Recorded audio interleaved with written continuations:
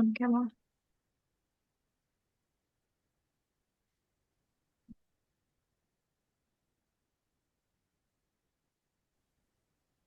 Assalamualaikum warahmatullahi wabarakatuh. Sebelumnya perkenalkan, Waalaikumsalam warahmatullahi wabarakatuh. Wabarakatuh. sebelumnya perkenalkan saya sebagai moderator pada presentasi kali ini. Nama saya Rifaninda Puspitasari dengan NIM F1G 223012 dan teman saya M. Reski Saputra dengan Perkenalkan, NIM, ya silahkan ya, perkenalan diri. perkenalkan, nama saya M. Raski Saputra dengan NIM F1G 223038. Perkenalkan, nama saya Frido Ramadan dengan NIM F1G 223030. Pada presentasi kali ini kami akan mempresentasikan tentang survei simpang bersinyal yang dilakukan pada simpang Sungai Putri Telanai Pura yang menghubungkan Jalan RE Marta Dinata, Jalan Maijen HMJ Singede Kane, dan Jalan Ahmad Yani. Pada bab pertama, bab satu, yaitu pendahuluan akan dibacakan oleh Reski Saputra. Pada Reski dipersilakan.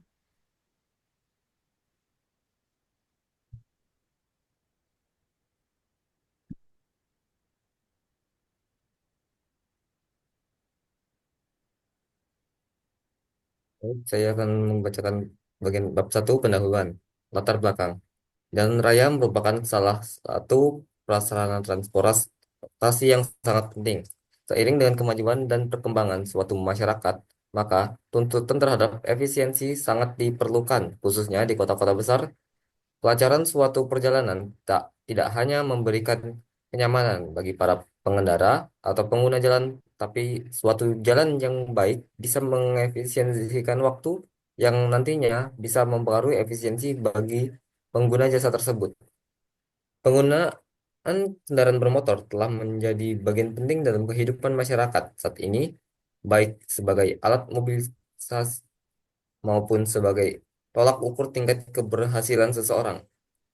Hal ini tercermin dari kenyataan semakin tinggi tingkat motorisasi dari tahun ke tahun. Secara umum, kendaraan bermotor terbagi menjadi dua jenis, yaitu kendaraan umum dan kendaraan pribadi, di mana pengguna kendaraan pribadi lebih menonjol dibandingkan dengan kendaraan umum. Hal ini disebabkan karena kendaraan pribadi biasanya memberikan tingkat pelayanan yang lebih baik dibanding dengan kendaraan umum, baik yang dioperasikan oleh pemerintah maupun operator swasta. Ditambah lagi dengan tingkat kenyamanan dan keamanan dari kendaraan umum di Kota Jambi yang masih belum memadai. Jumlah kendaraan pribadi yang lebih banyak pada saat-saat tertentu, khususnya pada jam puncak, seringnya mengakibatkan kemacetan di beberapa ruas jalan di Kota Jambi. Rumusan masalah. Berdasarkan latar belakang yang telah dijabarkan, rumusan masalah yang didapat adalah sebagai berikut. Satu, bagaimana cara menentukan derajat kejenuhan pada simpang bersinyal yang ditinjau? Dua, bagaimana menganalisis data lalu lintas harian pada persimpangan yang ditinjau? Tiga, bagaimana menentukan tingkat pelayanan kapasitas jalan pada persimpangan yang ditinjau? Tujuan, tujuan dari dilakukannya penelitian dari studi kasus simpang bersinyal yaitu sebagai berikut. Satu, menentukan derajat kejenuhan pada simpang bersinyal yang ditinjau. Dua, menganalisis data lalu lintas harian pada persimpangan yang ditinjau. Tiga, menentukan tingkat pelayanan kapasitas jalan pada persimpangan yang ditinjau. Saran, sasaran, sasaran dari dilakukannya penelitian dari studi kasus simpang bersinyal yaitu kendaraan perkotaan. Baik, terima kasih Saudara Reski. Selanjutnya bab 2 atau tinjauan pustaka akan dibacakan oleh saya sendiri. Kemacetan dan masalah lalu lintas sering terjadi pada beberapa persimpangan di jalan raya. Oleh karena itu, perlu penanganan yang efisien dan optimal. Di dalam penelitian ini yang meneliti tentang perencanaan simpang bersinyal, lokasi penelitian di simpang Sungai Putri Telanai Pura yang menghubungkan Jalan R.E. Marta Dinata, Jalan Maijen HMJ Singe Dekane, dan Jalan Ahmad Yani. Di persimpangan bersinyal ini, kondisi arus lalu lintas cukup ramai dan padat, sering terjadi kemacetan. Yang pertama yaitu pengertian jalan perkotaan. Jalan perkotaan adalah sistem jalan yang terdiri dari jalan, trotoar, dan infrastruktur lainnya yang ada di dalam suatu kawasan perkotaan. Ini mencakup jalan raya, jalan kecil, jalur pejalan kaki, dan mungkin juga sistem transportasi umum. Lanjut, pengertian simpang.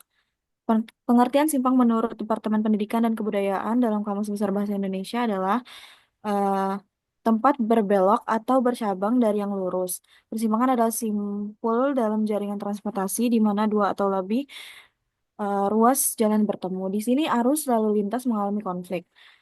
Eh, Persimpangan menurut jenisnya terbagi menjadi dua, yaitu simpang tak bersinyal, yaitu simpang yang tidak memakai sinyal lalu lintas, dan simpang bersinyal, yaitu simpang yang memiliki sinyal lalu lintas.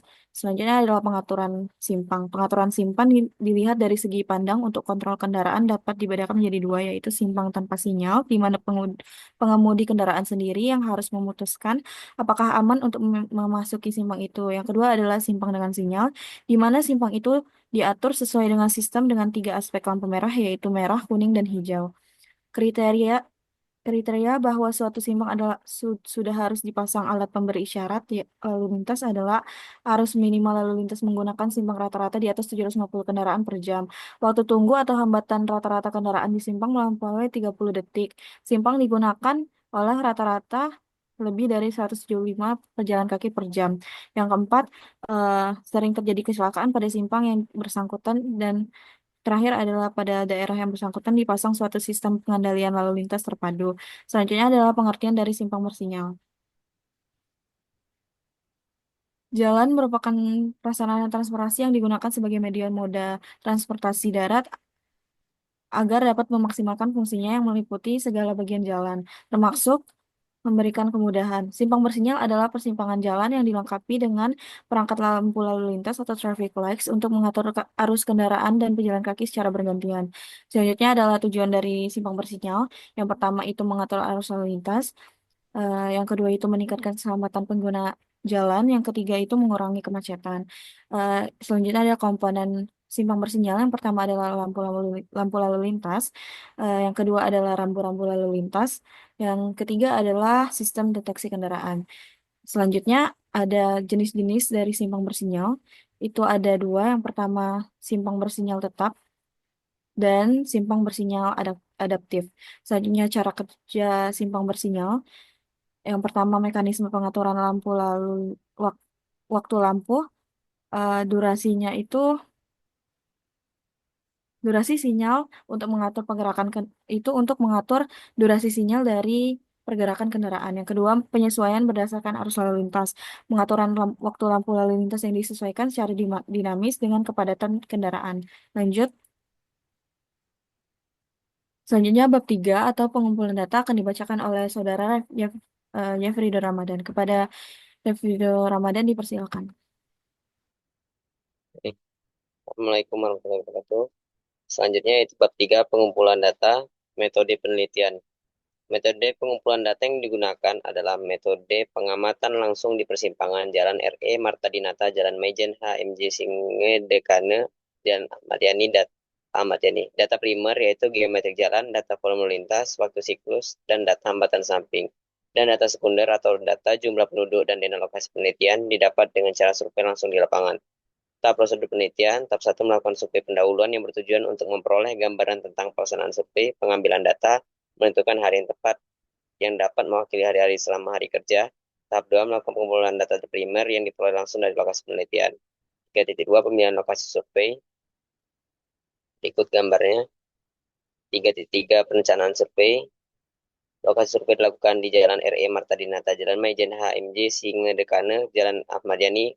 Waktu untuk melaksanakan penelitian dalam hal ini adalah saat survei dilakukan. Pelaksanaan survei untuk persimpangan dilakukan pada hari yang sama, hari dan tanggal 9 Desember 2024 dengan jumlah surveyor 5 orang, waktu pukul 16.00 sampai 17.00 WIB atau selama 1 jam.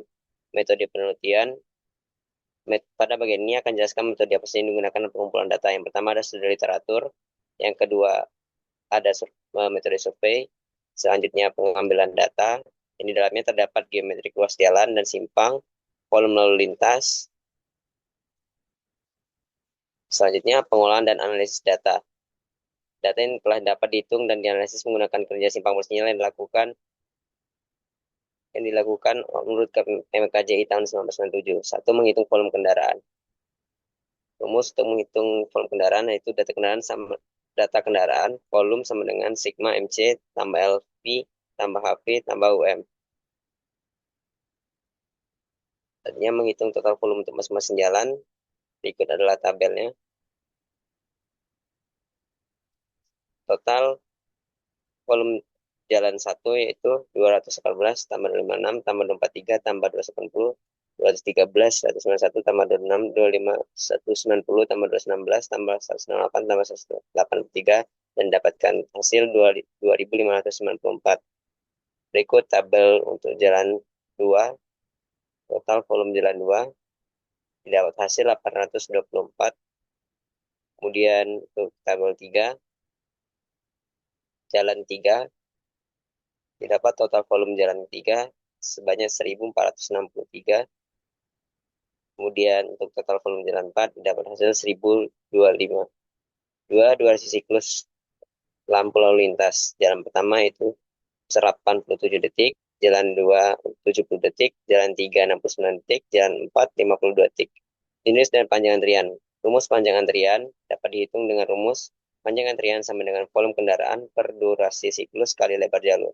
Dengan lebar jalur sebesar 3 meter, hitung panjang antrian untuk masing-masing jalan. Jalan 1 diperoleh volume 2594 dan durasi siklus 87 detik.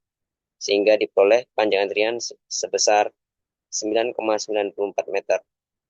Untuk jalan 2 diperoleh panjang antrian sebesar 3,92 meter.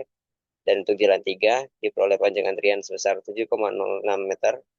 Dan jalan keempat diperoleh panjang antrian sebesar 6,57 meter. Waktu tunggu per kendaraan dapat dihitung dengan rumus waktu tunggu sama dengan panjang antrian per volume kendaraan. Pada jalan 1 diperoleh waktu tunggu yaitu 0,00383 jam atau sama dengan 0,23 menit atau sama dengan 14 detik. Untuk jalan 2 diperoleh nilai waktu tunggu selama 0,00476 jam sama dengan 0,29 menit atau sama dengan 17,4 detik. Untuk jalan 3 diperoleh waktu tunggu 0,00482 jam atau sama dengan 0,29 menit atau sama dengan 17,4 detik. Jalan 4 diperoleh waktu tunggu 0,00642 jam atau sama dengan 0,39 menit atau sama dengan 23,4 detik. Kemudian tingkat keterisian diperoleh dengan rumus tingkat keterisian sama dengan volume kendaraan per kapasitas jalur. Namun untuk menit ini kita akan menggunakan pendekatan umum dengan asumsi kapasitas jalur adalah 600 kendaraan per lajur atau nilai umum untuk jalan perkotaan. Kapasitas jalur sama dengan lebar jalur kali kecepatan kendaraan. Kecepatan kendaraan adalah 30 km per jam atau sama dengan 0,00833 km per detik. Kapasitas jalur per lajur sama dengan 600 kendaraan per jam kali satu lajur sama dengan 600 kendaraan per jam. Untuk jalan pertama diperoleh tingkat keterisian sebesar 4,32 atau 4,32%. Kemudian untuk jalan 2 diperoleh tingkat keterisian 1,37. Untuk jalan 3 diperoleh tingkat keterisian 2,44. Untuk jalan 4 diperoleh tingkat keterisian 1,71. Selanjutnya, bab 4 hasil dan pembahasan akan dibacakan oleh Reski Syahputra.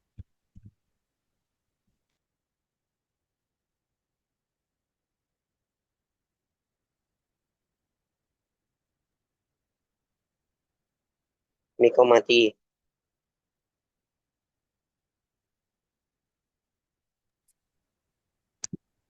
Baik. Bab 4, hasil dan pembahasan akan saya bacakan. Pertama, evaluasi simpang bersinyal. Evaluasi yang dimaksudkan adalah untuk mengetahui apakah simpang bersinyal ini masih mampu menampung volume lalu lintas tersebut. Data masukan berupa geometri jalan pada simpang 4 bersinyal tersebut. Kondisi geometri simpang 4 bersinyal dijabarkan dalam bentuk sketsa yang memberikan informasi lebar jalan dan penunjuk arah. Jumlah kendaraan lalu lintas setelah melakukan perhitungan didapatkan hasil data primer survei lapangan sebagai berikut. Tabel 4.1 dari arah kantor gubernur. Lihat sebagaimana pada tabel. Berikutnya tabel 4.2 dari arah Unjat Lanai. Dapat dilihat dalam tabel. Dalam tabel 4.3 dari arah Kambang. Dapat dilihat pada tabel. Dan tabel 4.4 dari arah Broni. Pembahasan berdasarkan tabel di atas yang merupakan salah satu data dari survei simpang bersinyal pada Jalan Mejen AMJ Singe Deken Jalan Ahmad Yani. Lalu jumlah kendaraan LV, HV, MC dan UM per 5 menit dari tabel 4.1 dijumlahkan per 1 jam untuk mendapatkan hasil kendaraan per jam. Kemudian hasil tersebut dikalikan dengan faktor pengali LV sama dengan 0,1, HV sama dengan 1,3, MC sama dengan 0,4 atau 0,2 untuk mendapatkan hasil satuan mobil penumpang SMP. Bab 5 akan dibacakan oleh saya sendiri. Bab 5 kesimpulan dasaran. Kesimpulan yang didapatkan dari hasil penelitian. Yang pertama adalah panjang antrian. Jalan 1 diperoleh 9,94 meter. Jalan kedua diperoleh 3,92 meter. Jalan ketiga diperoleh 7,06 meter. Dan jalan keempat diperoleh 6,57 meter. Dua waktu tunggu. Jalan pertama diperoleh 14 detik. Jalan kedua 17,4 detik. Jalan ketiga 17,4 detik. Jalan keempat 23,4 detik. Dan yang ketiga ada tingkat keterisian jalur yang jalan pertama itu 432%, jalan kedua itu 137%, jalan ketiga 244%, dan jalan keempat 171%. Saran yang perlu diperhatikan saat melakukan penelitian ini adalah yaitu perlunya ketelitian saat mencatat data berupa jumlah kendaraan yang melintas. Berikut adalah daftar pusaka yang dipakai dan selanjutnya berikut adalah dokumentasi dari kegiatan penelitian kali ini.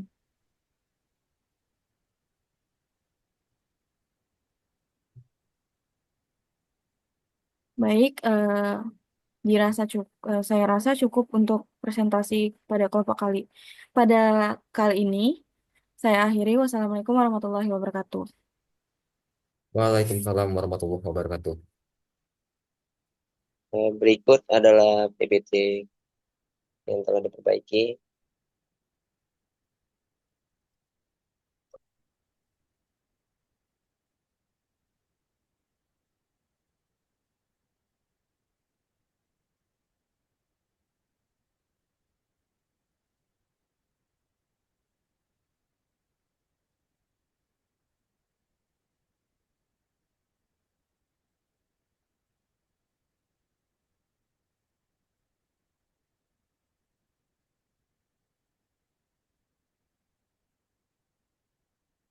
Sekian.